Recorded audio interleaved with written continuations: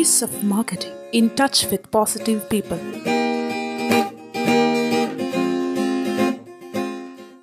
Power of ഡിസ്ട്രിബ്യൂട്ടറുടെ 13ാമത്തെ എപ്പിസോഡിലേക്ക് ഏവർക്കും ഹൃദ്യമായ സ്വാഗതം. ഇന്ന് നമ്മൾ പറയാൻ ഉദ്ദേശിക്കുന്ന ഒരു ചെറിയ സബ്ജക്റ്റ്, ഏത് സ്ഥാപനത്തിൻ്റെയും നട്ടെല്ലെന്ന് പറയുന്നത്, നെടും തൂണെന്ന് പറയുന്നത് ഫിനാൻസ്, ക്യാഷ് ഇൻഫ്ലോ, വിറ്റ സാധനത്തിൻ്റെ പൈസ തിരിച്ചു പിടിക്കുക എന്നുള്ളതാണ്. ഒരു ഡിസ്ട്രിബ്യൂട്ടറെ സംബന്ധിച്ചിടത്തോളം വളരെയധികം വൈഡായിട്ടുള്ള ഏരിയ കവർ ചെയ്യുന്ന വ്യക്തിയായിരിക്കാം അല്ലേ. ഒരു റീറ്റെയിലർ ഒരു ഷോപ്പിനകത്തിരുന്ന് ഇങ്ങോട്ട് കസ്റ്റമർ വരുമ്പോൾ അത് ക്യാഷ് കളക്ട് ചെയ്യുകയാണെങ്കിൽ വിളിക്കുന്നവർക്ക് പ്രോഡക്റ്റ് എത്തിച്ചു കൊടുക്കുക, അല്ലെങ്കിൽ എൻക്വയറി ക്രിയേറ്റ് ചെയ്യുക, പുതിയ റീറ്റെയിലറെ കണ്ടെത്തുക, ഇങ്ങനെയുള്ള കാര്യങ്ങളൊക്കെ ചെയ്താണ് ഒരു ഡിസ്ട്രിബ്യൂഷൻ നെറ്റ്വർക്ക് ഗ്രോത്ത് ചെയ്യുന്നത് അല്ലേ. അപ്പോൾ അതിനകത്ത് കുറേയധികം ഷോപ്പുകളിൽ കൊണ്ട് പ്രോഡക്റ്റ് കൊടുക്കുകയും അതിൻ്റെ ക്യാഷ് കിട്ടാതിരിക്കുകയും ചെയ്താൽ അത് വലിയൊരു പ്രതിസന്ധിയിലാക്കും ഡിസ്ട്രിബ്യൂട്ടറെ. ഈ ഡിസ്ട്രിബ്യൂട്ടർ എവിടെ നിന്നാണ് പ്രോഡക്റ്റ് എടുക്കുന്നത്? അപ്പോൾ ഒരു സൂപ്പർ സ്റ്റോക്കിസ്റ്റ്, ഒന്നുകിൽ സൂപ്പർ സ്റ്റോക്കിസ്റ്റിൻ്റെ കയ്യിൽ നിന്നായിരിക്കും, അല്ലെങ്കിൽ കമ്പനിയിൽ നിന്നായിരിക്കും ഒരു ഡിസ്ട്രിബ്യൂട്ടർ പ്രോഡക്റ്റ് എടുത്ത് ആർക്ക് സപ്ലൈ ചെയ്യുന്നത്? ഡീലർക്ക് സപ്ലൈ ചെയ്യുന്നത്. ഡീലറെ സെലക്ട് ചെയ്യുമ്പോൾ എന്ത് ക്രൈറ്റീരിയ സ്വീകരിക്കണം? പേയ്മെൻറ്റ് ടീംസ് ഡീലറെ സെലക്ട് ചെയ്യുമ്പോൾ എന്ത് ക്രൈറ്റീരിയ ഡിസ്ട്രിബ്യൂട്ടർ സ്വീകരിക്കണം?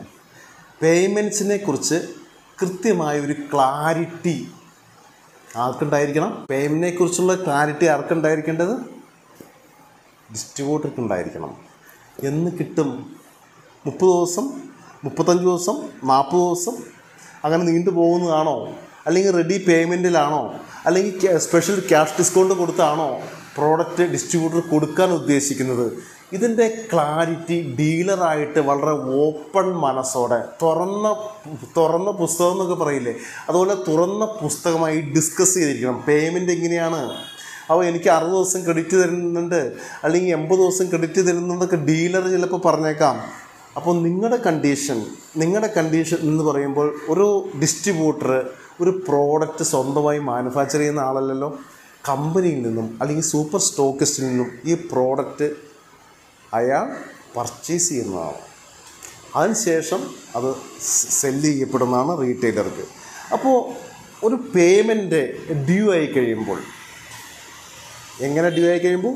ഡിസ്ട്രിബ്യൂട്ടറുടെ പേയ്മെൻറ്റ് ഡ്യൂ ആയി കഴിയുമ്പോൾ, ഡിസ്ട്രിബ്യൂട്ടർ കമ്പനിയിലേക്ക് അടയ്ക്കേണ്ട പൈസ ഡ്യൂ ആയി കഴിഞ്ഞു. ആ പൈസ ആര് കൊടുക്കണം? ഡിസ്ട്രിബ്യൂട്ടർ കമ്പനിക്ക് കൊടുക്കണം. അപ്പോൾ distributor, hello mister company, sorry കേട്ടോ, എനിക്ക് പേയ്മെൻറ്റ് മാർക്കറ്റിൽ നിന്ന് അവരാരും പൈസ തന്നിട്ടില്ല, അതുകൊണ്ട് നിങ്ങൾക്ക് തൽക്കാലം പൈസ തരാൻ എൻ്റെ കയ്യിലില്ല. ഇങ്ങനെ പറയാൻ പറ്റുമോ? ഒരിക്കലും ഇല്ലല്ലോ. അതൊരു മാന്യമായ രീതിയുമല്ല അല്ലേ. അങ്ങനെ ഈ ഡിസ്ട്രിബ്യൂട്ടർ പറയുകയാണ്, ഞാൻ റീറ്റെയിൽ ഷോപ്പിൽ കുറച്ച് പ്രോഡക്റ്റൊക്കെ കൊടുക്കും, ഞാൻ ഡയറക്റ്റ് ചെയ്യുന്ന റീറ്റെയിൽ ഷോപ്പുകളിലേക്ക് പൈസ കൊടുക്കും, പൈസ കൊടുത്ത ശേഷം അവർ പൈസ തന്നാൽ മാത്രമാണ് നിങ്ങൾക്ക് തരികയുള്ളൂ എന്ന് പറഞ്ഞ് ഒരു കമ്പനിയായിട്ട് ഡീൽ ചെയ്യാൻ പറ്റുമോ? ഒരു വിശ്വാസമാണല്ലേ പരസ്പരം. ആ ഡിസ്ട്രിബ്യൂട്ടർ എങ്ങനെയാണ് പേയ്മെൻറ്റ് തന്നുകൊണ്ടിരുന്നത്? അയാളുടെ പേയ്മെൻറ്റ് ഷെഡ്യൂൾ എങ്ങനെയാണ്? അയാൾ കൃത്യം 30 ഡേയ്സ് അല്ലെങ്കിൽ 40 ഡേയ്സിനുള്ളിൽ പേയ്മെൻറ്റ് തന്നുകൊണ്ടിരിക്കുന്ന ഒരു ഡിസ്ട്രിബ്യൂട്ടറാണ്. ആ വിശ്വാസം ആ കമ്പനിക്കുണ്ട്, അല്ലെങ്കിൽ ആ സൂപ്പർ സ്റ്റോക്കിസ്റ്റിനുണ്ട്. അതുകൊണ്ടാണ് പ്രോഡക്റ്റ് കൊടുത്തത്. അപ്പോൾ ഒരു കമ്പനിയുടെ ട്രസ്റ്റ്, ആ ഡിസ്ട്രിബ്യൂട്ടർ ആ കമ്പനിയുടെ ട്രസ്റ്റ്, അയാളെ വിശ്വസിക്കുന്ന ആ വിശ്വാസം നശിപ്പിക്കാൻ നോക്കരുത് ഡിസ്ട്രിബ്യൂട്ടർ. അതുകൊണ്ട് എന്ത് ചെയ്യണം? അപ്പോൾ പല ആളുകളും അങ്ങനെ ഒരു കംപ്ലൈൻറ്റ് പറയുന്നതായി കേട്ടിട്ടുണ്ട്. എനിക്ക് റീറ്റെയിലേഴ്സിൽ നിന്ന് പൈസ കിട്ടിയില്ല, അതുകൊണ്ട് നിങ്ങൾക്ക് തരാൻ പറ്റും. എനിക്കാരും പൈസ തരുന്നില്ല. ഈ പൈസ നിങ്ങൾ വാങ്ങിക്കാതിരിക്കുന്നത് കമ്പനിയുടെ കുറ്റമല്ല. നിങ്ങൾക്ക് ആവശ്യമുള്ള പ്രോഡക്റ്റാണ് ഒരു ഡിസ്ട്രിബ്യൂട്ടർ പർച്ചേസ് ചെയ്യുന്നത്. അപ്പോൾ പർച്ചേസ് ചെയ്ത പ്രോഡക്റ്റ് നിങ്ങൾ റീറ്റെയിലേഴ്സിന് കൊടുക്കുമ്പോൾ കൊടുക്കുന്ന പ്രോഡക്റ്റിൻ്റെ പൈസ വാങ്ങിച്ചെടുക്കാൻ ഡിസ്ട്രിബ്യൂട്ടർക്ക് കഴിഞ്ഞിരിക്കണം. അതാണ് ഈ എപ്പിസോഡിൽ പറഞ്ഞു വയ്ക്കുന്നത്. അതിന് എക്സ്ക്യൂസുകൾ പറയുന്നത് ഒരു മര്യാദയല്ല, ഒരു ന്യായമായ കാര്യമല്ല.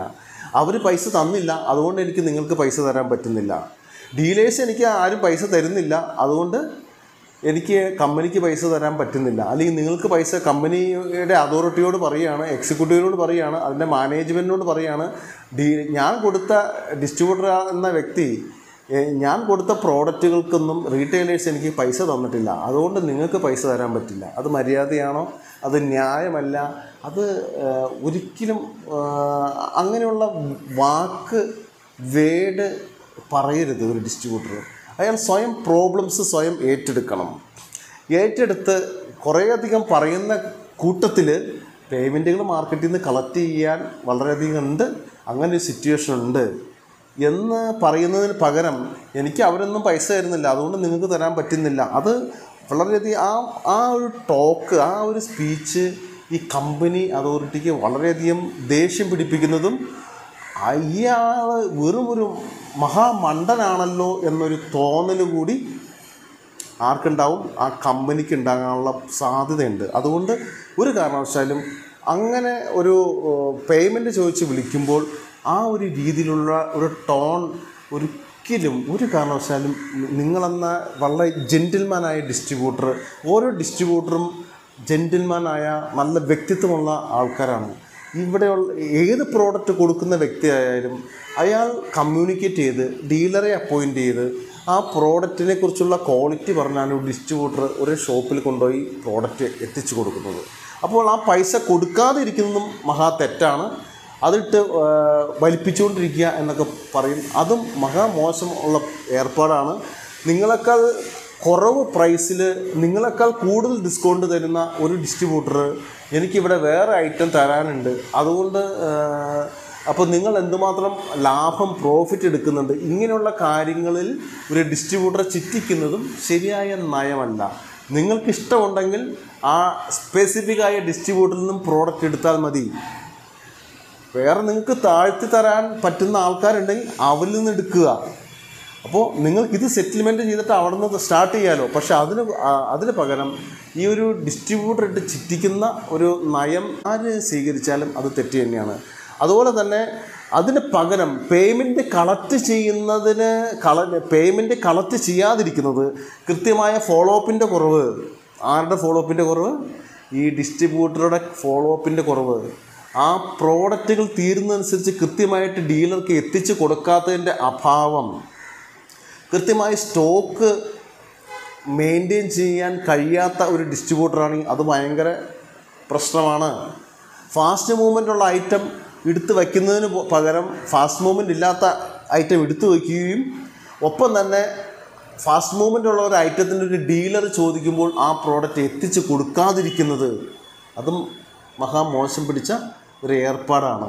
അതുപോലെ ഒരു പ്രോഡക്റ്റ് ഒരു കംപ്ലൈൻറ്റ് വന്നു, ആ കംപ്ലൈൻറ്റ് കൃത്യമായിട്ട് അത് അനലൈസ് ചെയ്ത് കൃത്യമായി കമ്പനി അതോറിറ്റി അറിയിച്ച് ആ പ്രോബ്ലം സോൾവ് ചെയ്ത് കൊടുക്കാത്തത്, ഒരു ഡീലർക്ക് ഒരു പ്രോബ്ലം സോൾവ് ചെയ്ത് കൊടുക്കാത്തത്, അതും ഭയങ്കര അനാസ്ഥയാണ്. ഒരു പരിധിവരെ ഒരു 90%, 90% അതിൽ കൂടുതൽ ഡീലേഴ്സ് എല്ലാവരും തന്നെ നല്ല വ്യക്തികൾ തന്നെയാണ്. ഈ 10% നമ്മൾ മാറ്റിയിടുകയാണ്. അത് ഈ പറഞ്ഞ രീതിയിലുള്ള ആൾക്കാരൊക്കെ ചിലപ്പോൾ വന്നേക്കാം, മനഃപൂർവ്വം പേയ്മെൻറ്റ് തരാതിരിക്കുന്നതും അല്ലെങ്കിൽ എന്തെങ്കിലും തരത്തിലുള്ള ഇഷ്യൂകൾ നടത്തുന്നതും ആയുള്ള ആൾക്കാരൊക്കെ ഉണ്ടായേക്കാം റീറ്റെയിലേഴ്സ്. പക്ഷെ ഞാൻ പറയട്ടെ, അങ്ങനെയുള്ള ഉടായിപ്പ് വിദ്യകൾ നടത്തുന്ന ഡീലേഴ്സ് ആരായാലും അവർക്ക് ആ ബിസിനസ്സുമായിട്ട് മുന്നോട്ട് പോകാൻ സാധിക്കില്ല. ഉറപ്പായിട്ട് അത് പൂട്ടിപ്പോയിരിക്കും. കാരണം കിട്ടുന്ന പൈസ കൃത്യമായിട്ട് കമ്പനിക്കോ ഡിസ്ട്രിബ്യൂട്ടർക്കോ കൊടുക്കാതെ ഒരു റീറ്റെയിലർക്ക് എങ്ങനെ മാർക്കറ്റിൽ നിൽക്കാൻ പറ്റും? ഇന്നത്തെ കാലത്തൊന്നും അതിന് സാധിക്കില്ല. ഇന്നൊന്നും ഒരു പരിധി കഴിഞ്ഞ് ക്രെഡിറ്റ് ഒരിക്കലും ഡിസ്ട്രിബ്യൂട്ടർ പ്രോത്സാഹിപ്പിക്കരുത്. അങ്ങനെ ക്രെഡിറ്റ് കൊടുക്കുന്ന കമ്പനികളോ ഡിസ്ട്രിബ്യൂട്ടറോ ഇന്ന് ഇല്ലാതായിരിക്കുന്നു. അതുപോലെ തന്നെ റീറ്റെയിലേഴ്സിൻ്റെ ഒരു സെക്ഷൻ നമ്മൾ വേറെ ചെയ്യുന്നുണ്ട്. എങ്കിൽ കൂടി പറയുകയാണ്, റീറ്റെയിൽ ബിസിനസ്സിലും അങ്ങനെ ക്രെഡിറ്റ് കൊടുക്കുന്ന ഒരു സംവിധാനം, പേയ്മെൻറ്റിൽ കുറച്ച് അഡ്ജസ്റ്റ് ചെയ്ത് ഡിസ്കൗണ്ടൊക്കെ കുറച്ച് ഓഫർ കൂട്ടിക്കൊടുത്താലും കൂടുതൽ ക്രെഡിറ്റ് കൊടുക്കുന്നൊരു സംവിധാനത്തിലേക്ക് റീറ്റെയിൽ ബിസിനസ് കയറിപ്പോയാൽ അയാൾ വലിയ പ്രശ്നത്തിലേക്കും വലിയ ഇഷ്യൂകളിലേക്കും വന്ന് പെടാനുള്ള സാധ്യതയുണ്ട്. ഇനി നമുക്ക് ആലോചിക്കേണ്ടത്, എന്തൊക്കെ ഈ ഡിസ്ട്രിബ്യൂട്ടറുടെ പ്രശ്നം കൊണ്ടായിരിക്കാം ഈ പേയ്മെൻറ്റ് ഇങ്ങനെ ഡിലേ വരുന്നത്? ഡിസ്ട്രിബ്യൂട്ടർക്ക് പാലിക്കേണ്ട ചില 1-2 കാര്യങ്ങൾ കൂടി പറയാൻ ആഗ്രഹിക്കുന്നു.